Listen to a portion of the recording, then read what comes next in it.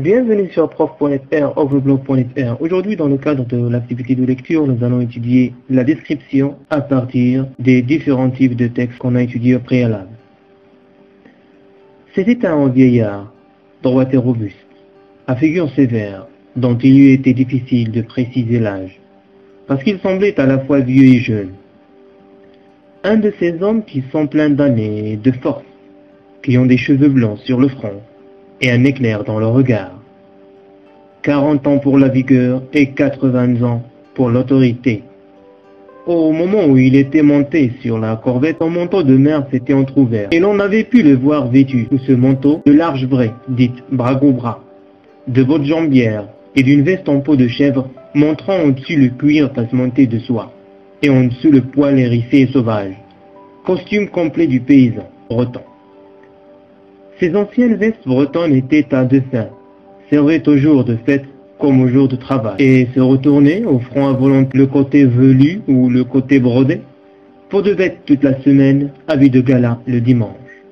Le vêtement de paysan que portait ce vieillard était, comme pour rajouter à une vraisemblance cherchée et voulue, usé aux genoux et aux coudes, et paraissait avoir été longtemps porté, et le manteau de mer, de grosse étoffe, ressemblait à un haillon de pêcheur. Le vieillard avait sur la tête le chapeau rond du thon à haute forme et à large bord, qui, rabattu à l'aspect campagnard, est relevé d'un côté par une ganse à cocarde à l'aspect militaire. Il portait ce chapeau rabaissé à la paysanne, sans ganse mais cocarde. Victor Hugo, 93.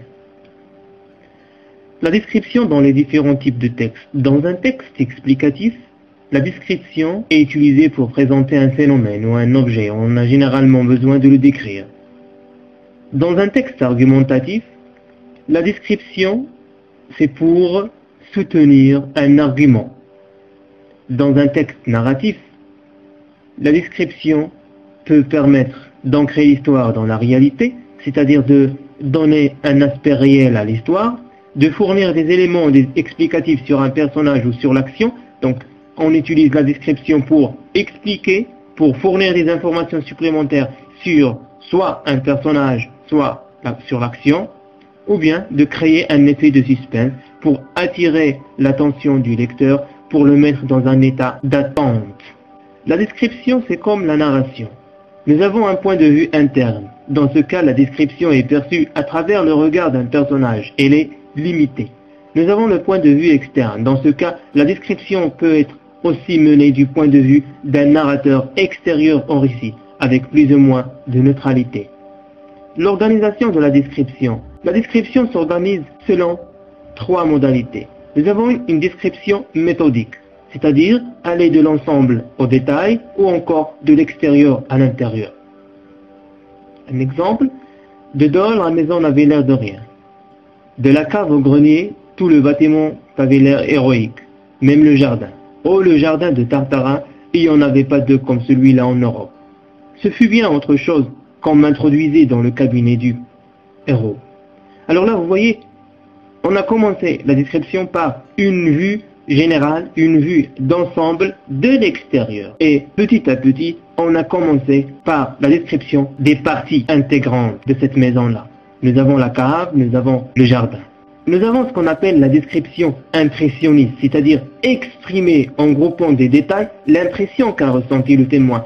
Dans ce genre de description, le narrateur, celui qui fait la description, essaye de nous faire part du sentiment réel de son personnage. La crainte était répandue sur elle. Elle en était pour ainsi dire couverte. La crainte ramenait ses coudes contre ses hanches. Retirer ses talons sous ses jupes lui faisait tenir le moins de place possible.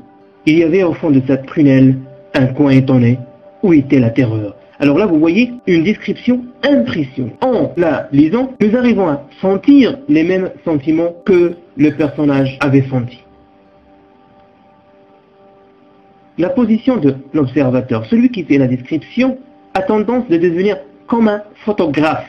Donc, soit il ménage une description à vue plongée, c'est-à-dire du haut vers le bas, à vue contre-plongée, c'est-à-dire du bas vers le haut, ou bien à vue mouvement, ce qu'on appelle la description en mouvement. Par exemple, comme dans mobile. qu'est-ce qu'on entend par vocabulaire descriptif? Nous avons les champs lexicaux. Alors, les champs lexicaux de la vue, de l'audition et de l'odorat. Le corridor était encore trop obscur pour qu'on pût distinguer son visage. Mais quand l'homme arriva à l'escalier, un rayon de lumière du dehors le fit saillir comme une silhouette. Et Jean Valjean le vit dedans, complètement. Alors là, vous voyez, vous avez obscur, distinguer son visage, le fit saillir, vie, silhouette, etc. Donc cela relève du champ lexical de la vue. Il fut réveillé par le grincement d'une porte qui s'ouvrait à quelques mansardes au fond du corridor. Puis il entendit le même pas d'homme qui avait monté l'escalier la veille. Alors là, vous avez grincement entendu. C'est le champ lexical de l'audition. Une centaine de mineurs attendaient sur les banquettes dans l'air renfermé de la salle, où les odeurs chaudes du dernier bal remontaient sur le parquet. Alors là, vous avez l'air renfermé, vous avez les odeurs, donc c'est le champ lexical de l'odorat. Des connecteurs spatiaux. Alors, pour ordonner la description, on se sert des connecteurs spatiaux, des connecteurs logiques spatiaux de l'espace. Nous avons, exemple, au-dessous, là-bas, plus loin.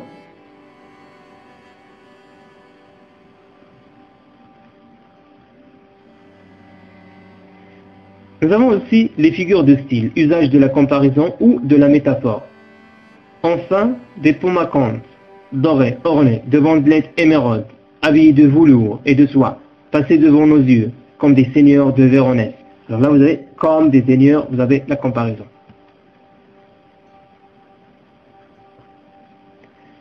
Les temps verbaux de la description. Alors, dans un récit au passé simple, les descriptions sont à l'imparfait.